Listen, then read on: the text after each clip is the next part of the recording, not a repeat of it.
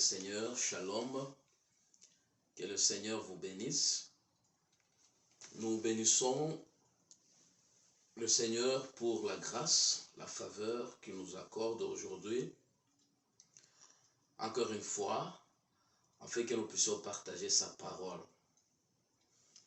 La parole que je voudrais partager avec toi ce soir, toi qui es en train de me suivre en direct et peut-être plus tard dans une rediffusion, que le Seigneur puisse t'aider à comprendre certaines bases sur la saine doctrine.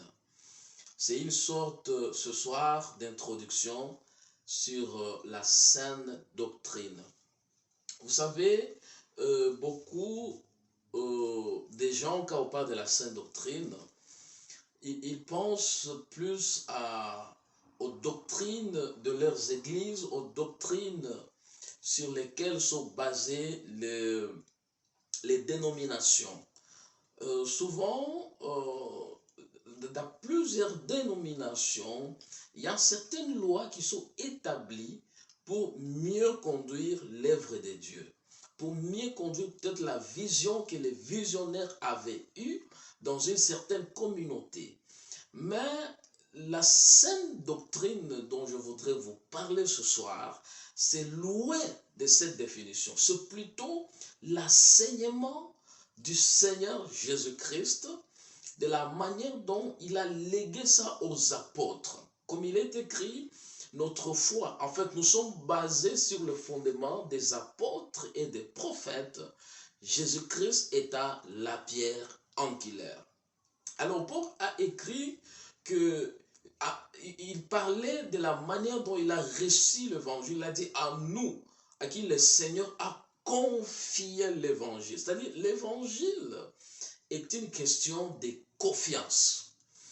Et cette saine doctrine, c'est l'enseignement que Jésus a donné aux apôtres, et les apôtres ont enseigné cet enseignement, et nous qui avions été fondés sur cet enseignement, Jésus-Christ est à la pierre angulaire, nous devons faire exactement comme les apôtres et comme le prophète avait fait, basé sur le Seigneur Jésus-Christ. Ça sera une série vraiment de longs enseignements que nous allons vraiment subdiviser petit à petit. Et si ça vous tente de poser une question, vous allez nous poser une question. C'est-à-dire, en un mot, la série d'enseignements que nous voulons commencer ce soir, c'est sur la saine doctrine. Quand on parle de la saine doctrine, en réalité, quelle est la saine doctrine? Quels sont les fondements, les enseignements, les principes bibliques? C'est ce que nous allons décortiquer.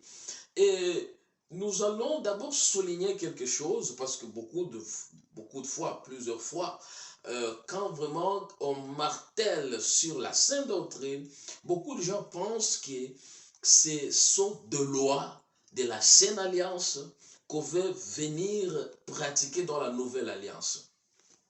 Je voudrais vous donner un défi. C'est comme un challenge pour ceux qui parlent anglais. C'est un challenge que je voudrais donner aux gens pour des lecteurs de la Bible. Les Écritures, en fait, cette Bible ici est subdivisée à deux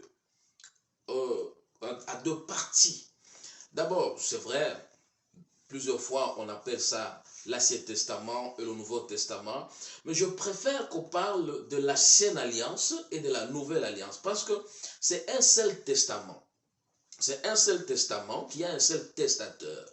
Donc la Bible, normalement, l'auteur, c'est Dieu lui-même, mais il s'est servi de plusieurs auteurs qui ont été inspirés. Mais non, les auteurs, disons, de plusieurs écrivains, voulais-je dire, les gens qui avaient écrit l'Ancienne Alliance inspirée par le Saint-Esprit, si tu lis, pour les gens qui pensent que la saine doctrine, c'est amener la loi dans la Nouvelle Alliance, tu ne verras pas un seul verset, même un iota, ou bien un demi-verset, même un seul mot dans l'Ancienne Alliance, où il est écrit la saine doctrine. Tu ne verras pas. tous les enseignements que nous allons donner dans la Sainte Doctrine, vous allez voir que nous allons tirer ça de la Nouvelle Alliance. De la Nouvelle Alliance. Et dans la Nouvelle Alliance, il y a bien sûr des écritures qui vont nous référer dans l'ancienne alliance. Souvent, la Nouvelle Alliance étant l'accomplissement, la révélation de l'ancienne alliance, toute écriture dans l'ancienne alliance est expliquée dans la Nouvelle Alliance. Il y a maintenant certaines choses qui n'ont pas été expliquées dans la Nouvelle Alliance, alors nous allons les prendre telles quelles. Mais tout ce qui est expliqué dans la Nouvelle Alliance, nous allons prendre ça aussi comme ça nous a été enseigné, ça nous a été légué par les prophètes à qui le Saint-Esprit avait confié l'évangile. D'abord, avant que nous puissions aller très loin, je veux souligner quelque chose. L'enseignement de la Sainte Doctrine ne concerne pas les gens qui ne croient pas au Seigneur Jésus-Christ. Donc, si tu ne crois pas à Jésus, cet enseignement ne te concerne pas.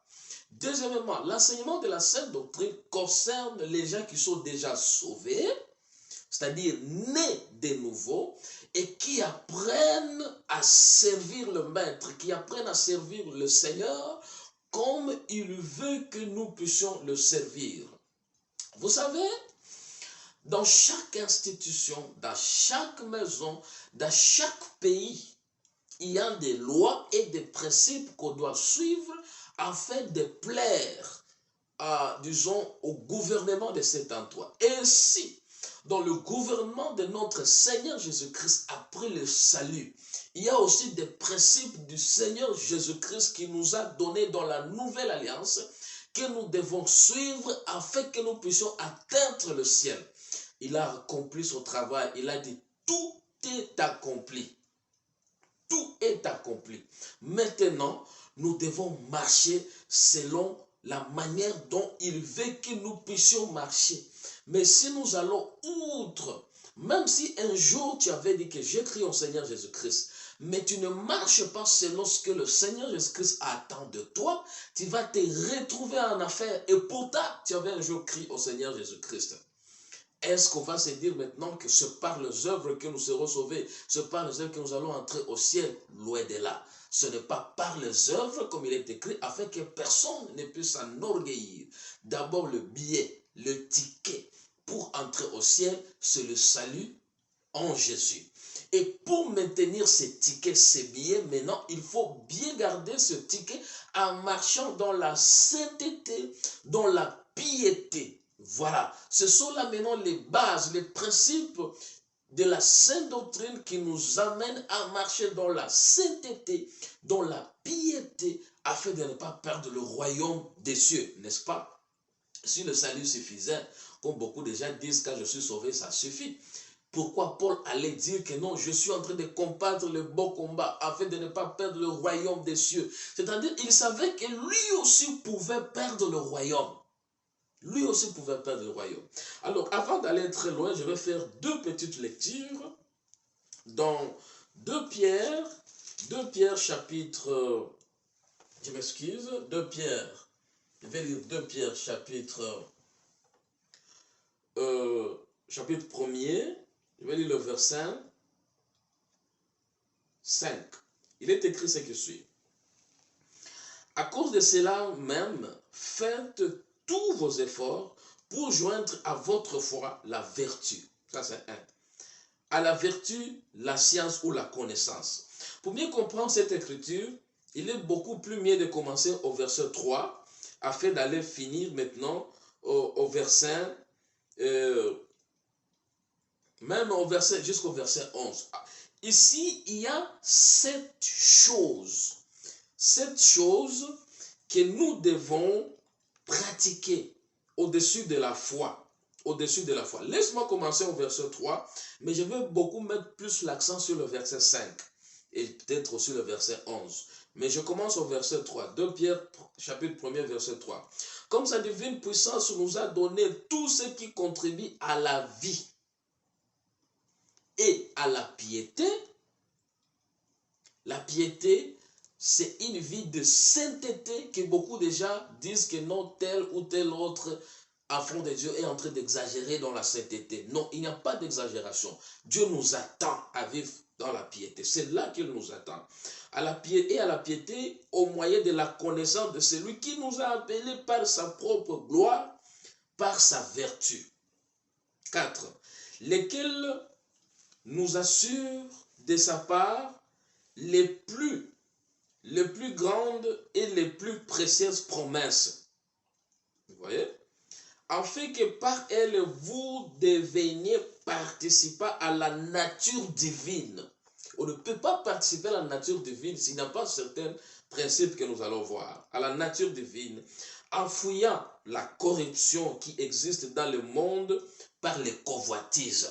Il y a la corruption dans le monde qui existe par les convoitises, la vie, les choses qui amènent les gens toujours dans le péché. Donc les convoitises sont les désirs de la chair. Maintenant, à cause de cela, à cause de ces choses qui sont au-dessus, c'est là que maintenant nous allons mettre l'accent, à cause de cela même, donc pour faire tout ce qui est au-dessus, ce que je viens de lire, faites tous vos efforts. Je vais d'abord mettre un repos là-bas. Faites tous vos efforts. Ici, il s'agit de Pierre qui est en train d'écrire. Qui est Pierre? Pierre, c'est l'apôtre dont le Seigneur Jésus-Christ avait dit, tu es Pierre, et sur cette pierre, je vais bâtir mon église. La pierre dont le Seigneur parlait, si nous retournons dans le récit, c'était la révélation de la nature de Jésus que Pierre avait donnée. Et le Seigneur Jésus-Christ avait dit, ce n'est pas la chair et le sang qui t'a donné cette révélation, à d'autres termes. Et maintenant, tu es Pierre. Il a appelé ça Céphas, Pierre. Sur cette révélation, je vais bâtir mon église. Alors, c'est ce Pierre ici qui est en train de nous dire, faites tous vos efforts. Gloire au Seigneur. C'est la Bible que je suis en train de lire. Aujourd'hui, beaucoup de serviteurs, ils nient qu'il y a la portion de l'individu. Après avoir été sauvé, tu as crié au Seigneur Jésus-Christ, il t'a donné ça gratuitement. Il t'a donné le salut gratuitement. Maintenant, Pierre dit, nous devons marcher dans la piété, la sainteté, ainsi de suite. Il y a des vertus, je vais définir la vertu. Et il dit maintenant, à cause de cela, faites tous vos efforts. Gloire au Seigneur. Le chemin vers le ciel, la Bible dit, le chemin est étroit. Ils sont très peu nombreux ceux qui trouvent ce chemin. Pourquoi? Parce que beaucoup déjà savent qu'il n'y a pas des efforts. Or, Pierre a dit, faites tous vos efforts pour joindre à votre foi, la foi que tu as eue gratuitement, la foi que tu as reçue gratuitement, les dons gratuits de Dieu, selon Romains chapitre 3, tous au péché sont privés de la gloire de Dieu, mais ils ont été sauvés. Laisse-moi lire ça, c'est très important. Comme je suis en train de parler des bases de la saine doctrine, vraiment ce sont les ABC de la saine doctrine que je suis en train de vouloir vous donner dans les séries que nous sommes en train de commencer aujourd'hui.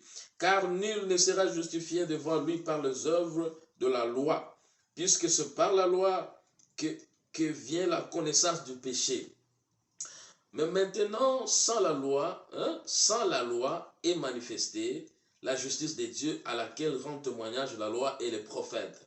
Justice de Dieu par la foi en Jésus-Christ. Amen. Pour tous ceux qui croient, il n'y a point de distinction. Verset 23. Car tous au péché, ils sont privés de la gloire de Dieu. Et ils sont gratuitement justifiés par sa grâce, par le moyen de la rédemption qui est en Jésus-Christ. Donc, nous avons été gratuitement justifiés pendant que nous étions dans la loi qui nous rappelait nos péchés, la loi qui nous rappelle que nous sommes des pécheurs. Et maintenant, il est venu nous donner le salut. Nous avons eu la foi comme un don gratuit. Il nous a donné ça gratuitement par sa grâce. Maintenant, cette grâce,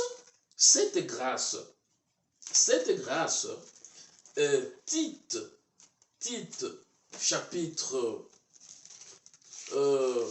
C'est très important. Je ne voulais pas vous donner ces écritures, mais je me sens obligé. Chapitre 2, verset 12.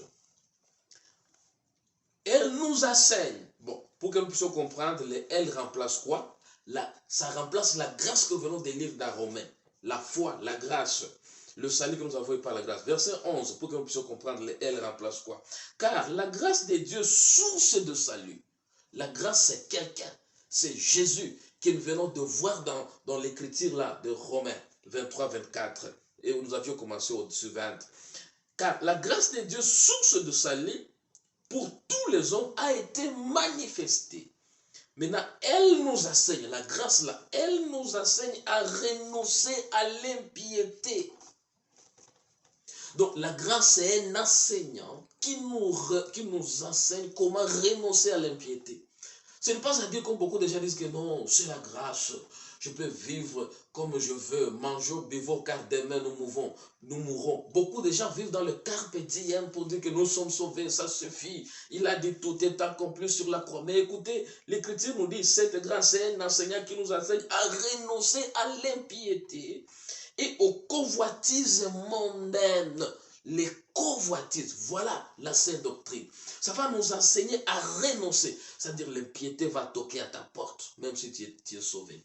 L'impiété va renoncer à ta porte. Cette impiété, après avoir toqué à ta porte, maintenant, la grâce t'enseigne à renoncer à cette impiété, aux convoitises de ce monde et à vivre dans les siècles présents selon la grâce, la justice et la piété. Pour vivre dans le siècle présent selon la grâce, la justice et la piété.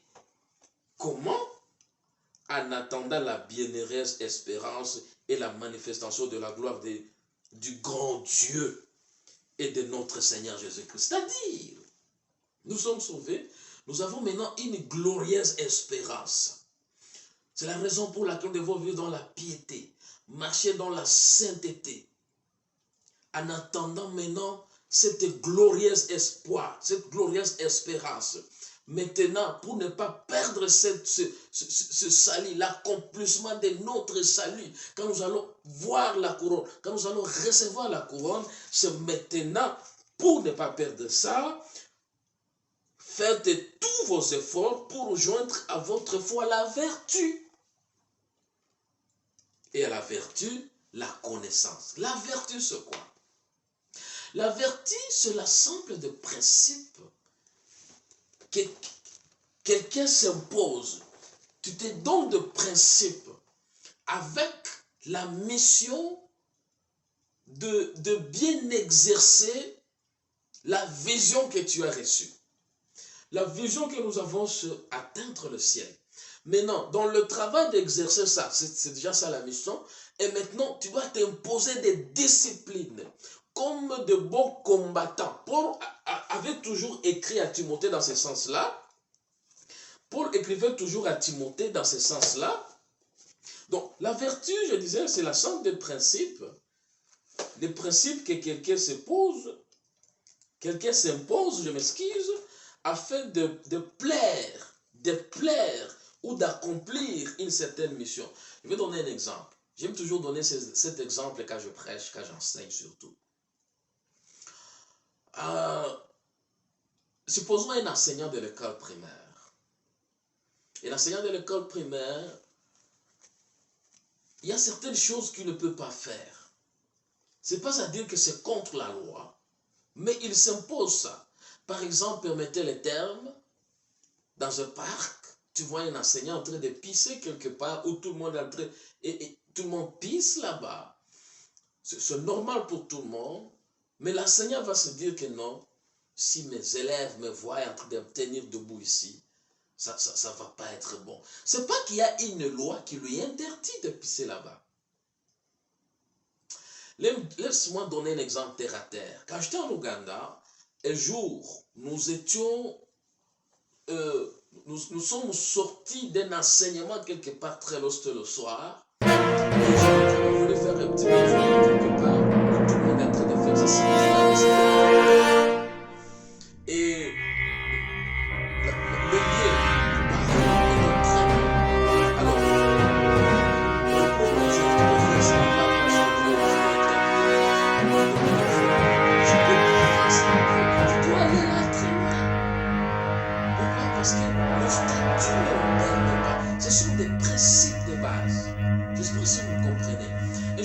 avec un ami pasteur, nous étions en train de marcher, c'était toujours à Kampala. C'était le soir encore. Il y avait à côté du chemin des trains, il y avait de rails, et tout le monde passait là-bas. C'était le soir.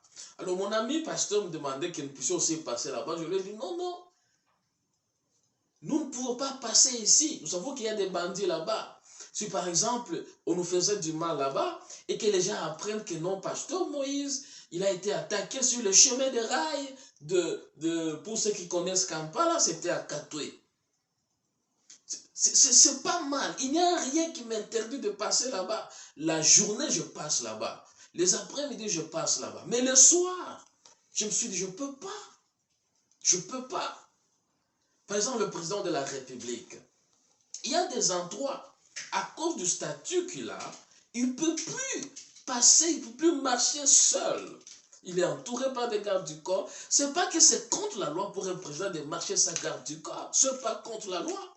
Mais il se donne des principes qui ne sont pas contraires aussi à la loi du pays par rapport au rôle qu'il est en train d'exercer. Que le Seigneur nous aide. Alors, ce sont là les vertus. Ce sont là les vertus.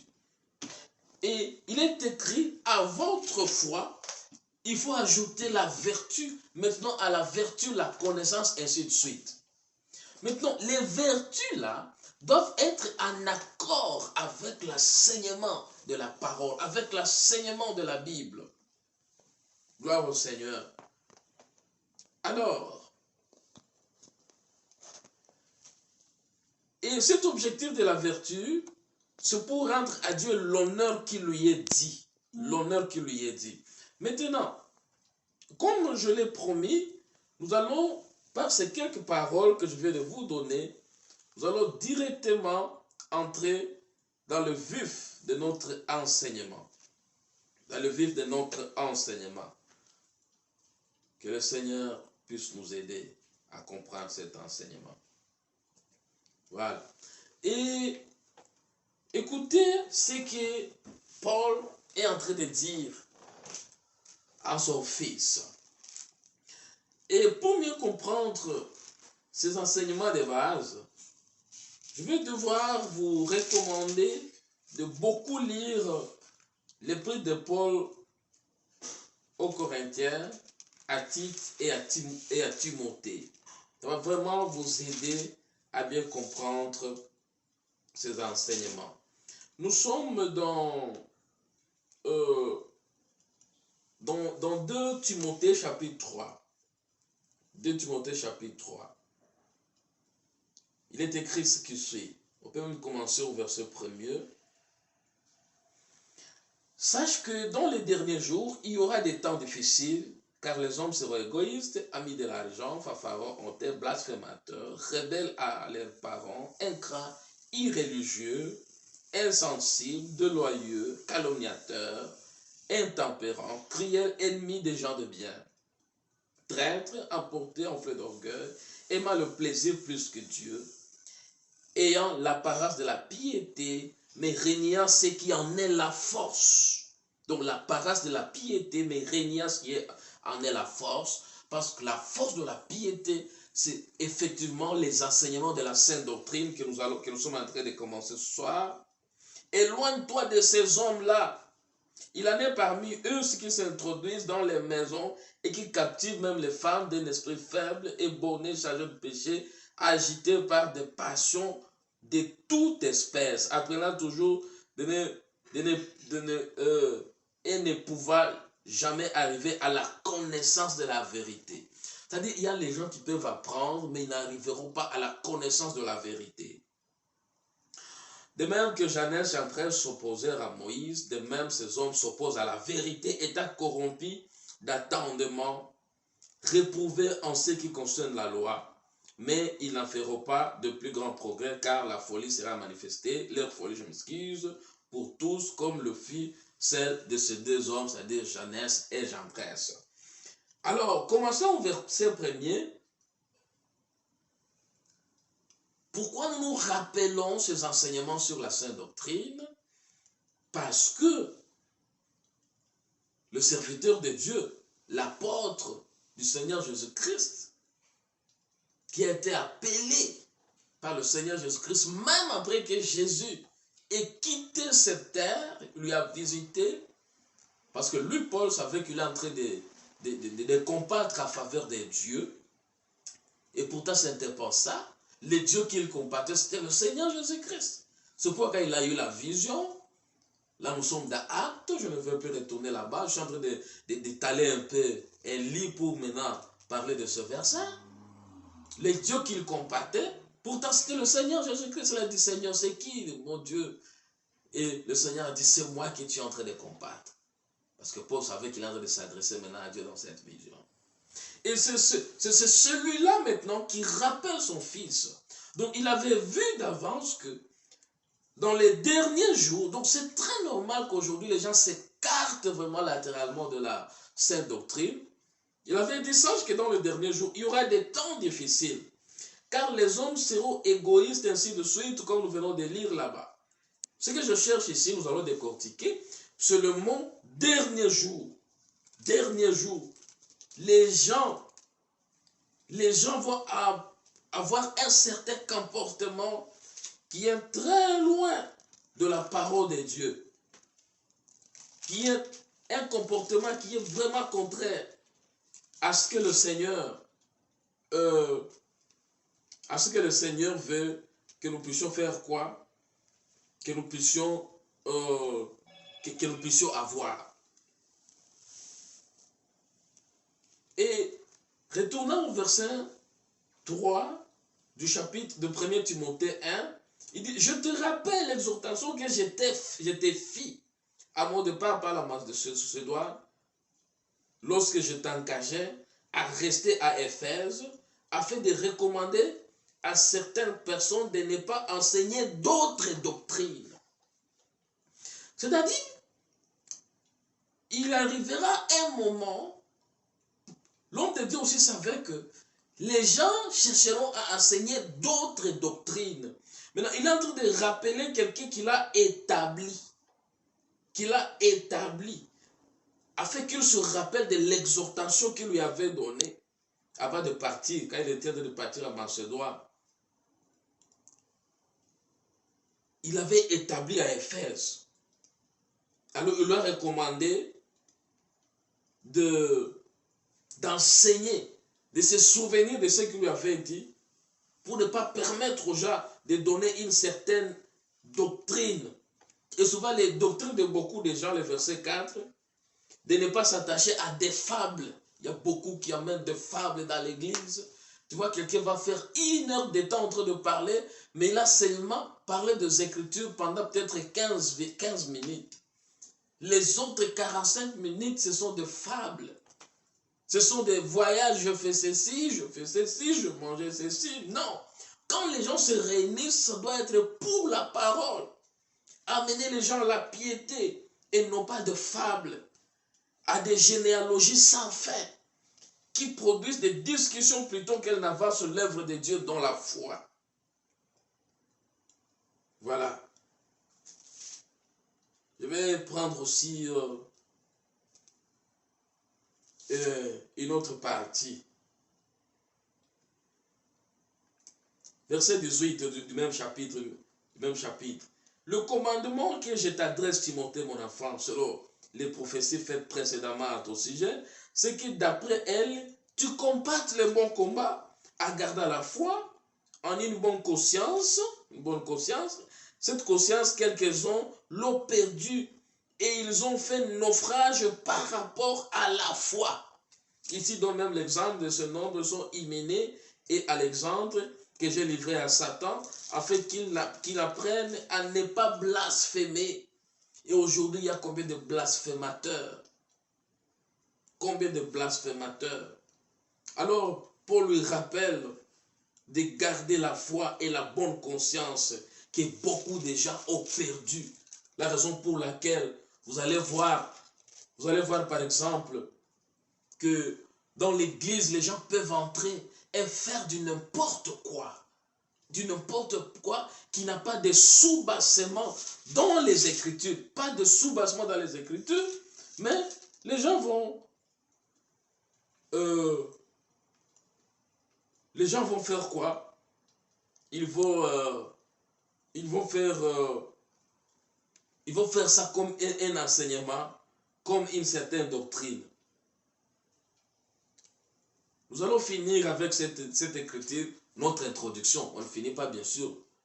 Je suis en train d'étaler un lit pour que nous puissions maintenant bien entamer. Chapitre 4 de 1 Timothée. Chapitre 4 de 1 Timothée. Alors, je vais commencer au verset 1er. Je vais lire tous ces chapitres que j'aime beaucoup. Mais je vais seulement choisir. Je choisis le verset 1er. Toi, à la maison, tu peux lire tous les chapitres. 1 Timothée, chapitre 4. Mais l'Esprit dit expressément, dans les derniers temps, quelques-uns abandonneront la foi pour s'attacher à des esprits séducteurs et à des doctrines des démons, par l'hypocrisie des faux docteurs, portant la marque de la flétrissure dans leur propre conscience, préservant de ne pas se marier, de s'abstenir d'aliments que Dieu a créés pour qu'ils soient pris avec action de grâce, par ceux qui sont fidèles et qui ont connu la vérité.